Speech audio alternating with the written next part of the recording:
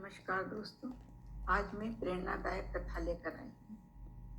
कथा हमें गुरु के महत्व, श्रद्धा और समर्पण का संदेश देती है। इसके पहले मैंने एक भाग प्रस्तुत किया है, दूसरा भाग है। आपको यदि कथा अच्छी लगी हो तो इसे लाइक जरूर करें, शेयर भी करें और सब्सक्राइब करें। कमेंट में मुझे बताएं कि कथा आपको कैसी लगी। तो कथा प्रारंभ करती हूँ। श्रवण करें। मैंने प्रसाद ग्रहण किया। नारद जी ने कहा कि मैंने प्रसाद ग्रहण किया, मुझे भक्ति का रंग लगा। 4 मास पूर्ण होने पर गुरुजी गांव छोड़कर जाने लगे।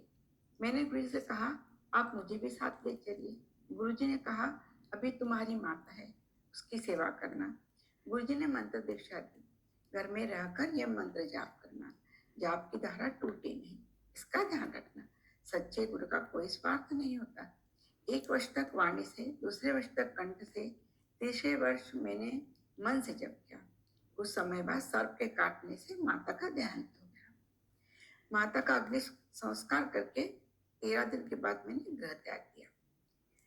मैं भगवान का स्मरण करता फिरता 12 वर्ष तक मैंने अनेक तीर्थों का भ्रमण किया।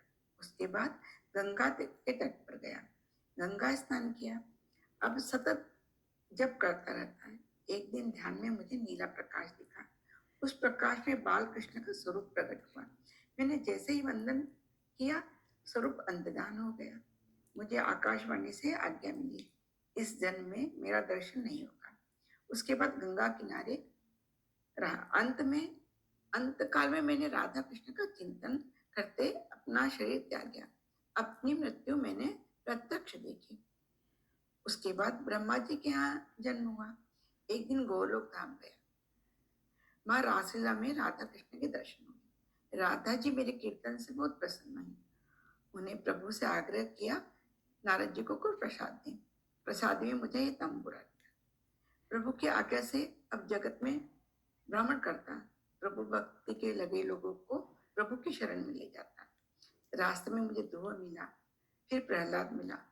दोनों को ही प्रभु की शरण में ले गया। तात्पर्य, सत्संग की बड़ी महिमा है। जो सत्संग करता है वही संत बनता है। नारद जी के प्रसंग आपने सुना। अंत में मैं आपको ये एक श्लोक सुनाकर अपनी कथा समाप्त करूंगी कि श्री राम जैसा कोई पुत्र नहीं, वशिष्ठ जैसा कोई गुरु नहीं, दशरथ जैसा पिता नहीं, कौशला जैसी कोई माता नहीं, श्री राम जैसा कोई पति नहीं, सीता जैसी कोई पत्नी नहीं, भरत जैसा कोई भाई नहीं, रावण जैसा कोई शत्रु नहीं, और अंत में भागवत जैसा कोई ग्रंथ नहीं। आपको कथा कैसी लगी कमेंट में मुझे जरूर बताएं।